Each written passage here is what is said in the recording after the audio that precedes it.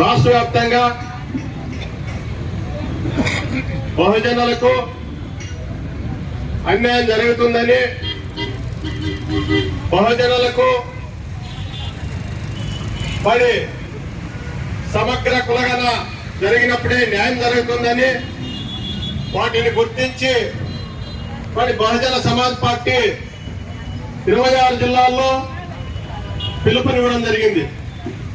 మరి ఆ పిలుపు మేరకు బీసీ సమన్వయ కమిటీ కూడా 26 జిల్లాల్లో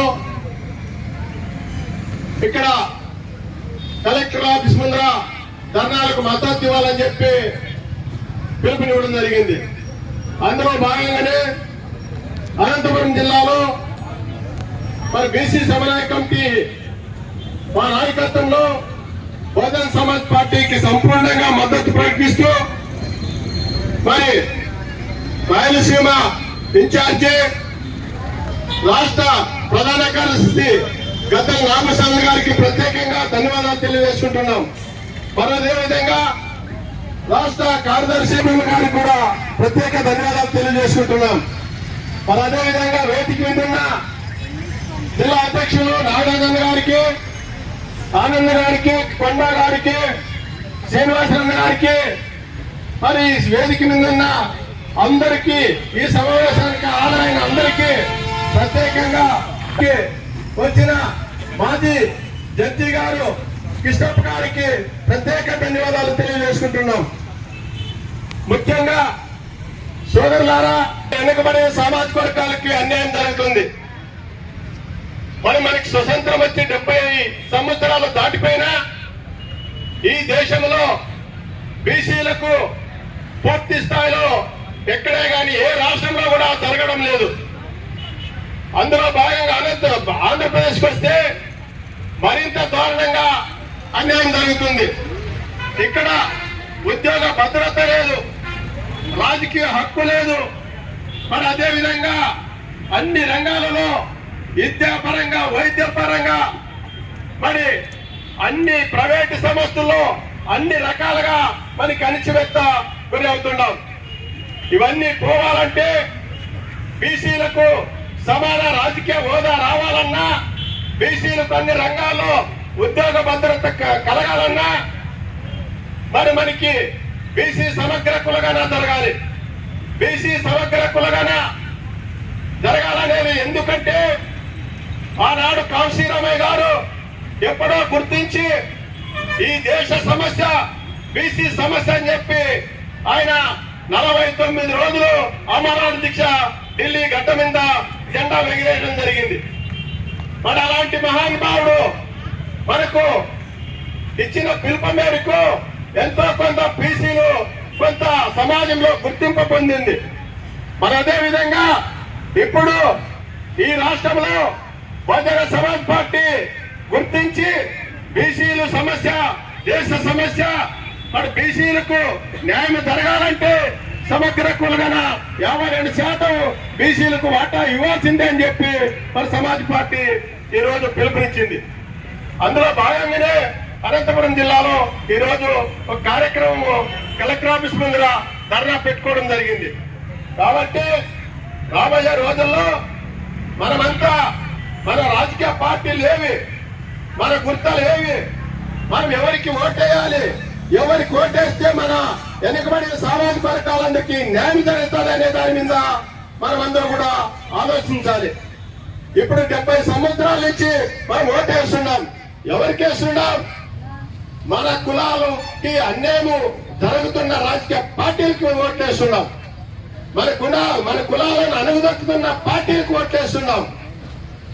ఒక్కసారి ఆలోచించాలి. ఎక్కడ చూసినా రాజకీయ దోపిడీ, ఎక్కడ చూసినా మనకు అన్యాయమే, ఎక్కడ చూసినా అణిచివేత్తే. ఇవన్నీ పోవాలంటే సమగ్ర కులగన జరగాలి. సమగ్ర కులగన జరిగినప్పుడే అన్ని సామాజిక వర్గాలకు భద్రత ఏర్పడుతుంది. బీసీలో ఎన్ని కులాలు ఉంటే అన్ని కులాలకి న్యాయం జరుగుతుంది. ఎస్సీలో ఎన్ని కులాలు ఉంటే అన్ని కులాలకి న్యాయం జరుగుతుంది. ఎస్టీలో ఎన్ని కులాలు ఉంటే అన్ని కులాలకి వాళ్ళ ఉద్యోగాల వాటాలు ఎవరెవరి వాటాలు వాళ్ళకి వచ్చేస్తాయి.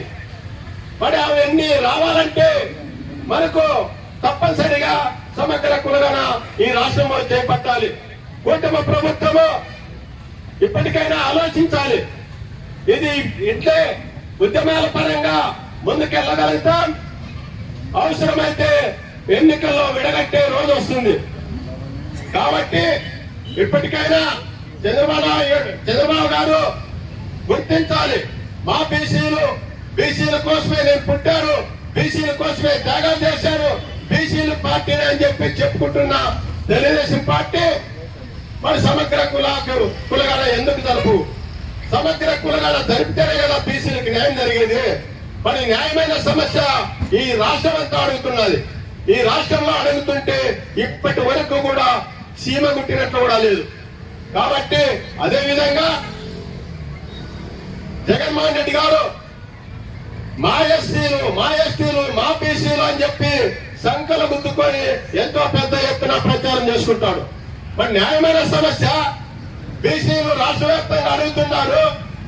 50% పైగా ఉన్న జనాభా బీసీలు. మరి బీసీల సమస్య దేశ సమస్యగా ఉంది. దీన్ని మీరు ఎందుకు న్యాయం చేయరని చెప్పి మేము అడుగుతున్నాం. కాబట్టి ఇప్పటికైనా ప్రతిపక్ష పార్టీ జగన్మోహన్ రెడ్డి గారు మాట్లాడాలి. మరి అదే విధంగా పక్కన రాష్ట్రంలో కాంగ్రెస్ పార్టీ సమగ్ర కులగణ తీర్చినది. మరి ఈ రాష్ట్రంలో కాంగ్రెస్ పార్టీ ఏమైనది? ఈ రాష్ట్రంలో కాంగ్రెస్ పార్టీ ఎందుకు మాట్లాడడం లేదు? వాళ్ళు కూడా మాట్లాడాలి. అదే విధంగా వామపక్ష పార్టీలు ఉన్నాయి, వాళ్ళు కూడా రోడ్ల మీదకి రావాలి. బీసీల కోసం వాళ్ళు కూడా ఉద్యమాలు చేయాలి. వాళ్ళ ఉద్యమాలు చేయాల్సిన అవసరము అందరి మీద ఉందని చెప్పి తెలియజేస్తూ మరి ఈ అవకాశం ఇచ్చిన బహుజన సమాజ్ పార్టీ నాయకత్వానికి ప్రత్యేకంగా ధన్యవాదాలు తెలియజేస్తూ మరి మాట్లాడే వాళ్ళు ఎక్కువ ఉన్నారు కాబట్టి మేము జై భీమ్ జై భారత్. ఈరోజు రాష్ట్ర వ్యాప్తంగా బహుజన్ సమాజ్ పార్టీ నాయకత్వంలో అన్ని కలెక్టర్ ఆఫీస్ ముందర మహాధర్నా ఏర్పాటు చేయడం జరిగినది. మరి ఆ మహాధర్నాకు ఆంధ్రప్రదేశ్ బీసీ సమన్వయ కమిటీ పూర్తిగా మద్దతు ప్రకటిస్తూ మరి బీసీలకు సమగ్ర కులగణ జరగాలనే ఒక అంశం పైన ఇక్కడ మహాధర్నాలు ఏర్పాటు చేయడం జరిగినది. కాబట్టి ఈ రాష్ట్రంలో ఉండే బీసీలకు న్యాయం జరగాలంటే ఏకైక మార్గం తప్పనిసరిగా సమగ్ర కులగణ జరగాలి. సమగ్ర కులగణ జరిగినప్పుడే ఏ కులానికి ఎంత జనాభా ఉన్నాదో స్పష్టంగా తెలుస్తుంది. మరి ఆ కులాలకు న్యాయం జరుగుతుంది. ఆ కులాలకు ఎమ్మెల్యేలుగా పోటీ చేసే అవకాశం వస్తుంది, సర్పంచ్లుగా పోటీ చేసే అవకాశం వస్తుంది, జెడ్పీటీసీలుగా పోటీ చేసే అవకాశం వస్తుంది, మరి ఎంపీలుగా పోటీ చేసే అవకాశం వస్తుంది, మంత్రులు రాష్ట్ర ముఖ్యమంత్రులు కూడా అయ్యే అవకాశం వస్తుంది. కాబట్టి ఆంధ్రప్రదేశ్లో ఖచ్చితంగా సమగ్ర కులగణ జరిగేంత వరకు కూడా ఆంధ్రప్రదేశ్లో బీసీ సమన్వయ కమిటీ పూర్తిగా అంచెలంచెలుగా సుదీర్ఘమైన పోరాటం కొనసాగిస్తుంది. మరి ఇప్పటికే భారతదేశంలో బహుజన్ సమాజ్ పార్టీ పూర్తి స్థాయిలో బీసీలు పక్షాన నిలబడి బీసీలకు సమగ్ర కులగణ జరగాలి, బీసీలకు 52% ఇవ్వాల్సిందే అని చెప్పి ఇప్పటికే బహుజన్ సమాజ్ పార్టీ పూర్తిగా రోడ్ల మీదకి రావడం జరిగింది. అందుకు బహుజన్ సమాజ్ పార్టీకి ప్రత్యేకంగా ధన్యవాదాలు తెలియజేసుకుంటున్నాం ఆంధ్రప్రదేశ్ బీసీ సమన్వయ కమిటీ తరఫున.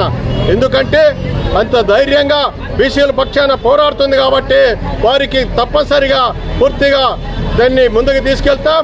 మరి అదేవిధంగా ఈ రాష్ట్రంలో ఉండే జనాభా మైండ్ సిస్టమ్ను కూడా మార్చడానికి మరి రాబోయే రోజుల్లో బహుజన్ సమాజ్ పార్టీ ఎక్కడ పోటీ చేసినా కూడా మన వేణిగ గుర్తుకి ఓటు వేయాలని చెప్పి ఇది ప్రజల్లోకి తీసుకెళ్లడానికి ఆంధ్రప్రదేశ్ బీసీ సమన్వయ కమిటీ పూర్తి స్థాయిలో పనిచేస్తూ మరి అదేవిధంగా ఆంధ్రప్రదేశ్లో కూడా అన్ని రాజకీయ పార్టీలను కూడా నిలదీసే విధంగా ఆంధ్రప్రదేశ్ బీసీ సమన్వయ కమిటీ ముందుకు నడుస్తుందని చెప్పి తెలియజేస్తూ మరి ఈరోజు జిల్లా కలెక్టర్ గారికి కూడా మేము ఒక అర్జీ ఇవ్వబోతున్నాము. మరి ఈ అర్జీతోనే కాదు రాబోయే రోజుల్లో అన్ని రకాలుగా ఉద్యమాలు అంచెలంచెలుగా ముందుకు తీసుకెళ్తామని చెప్పి తెలియజేస్తున్నాం.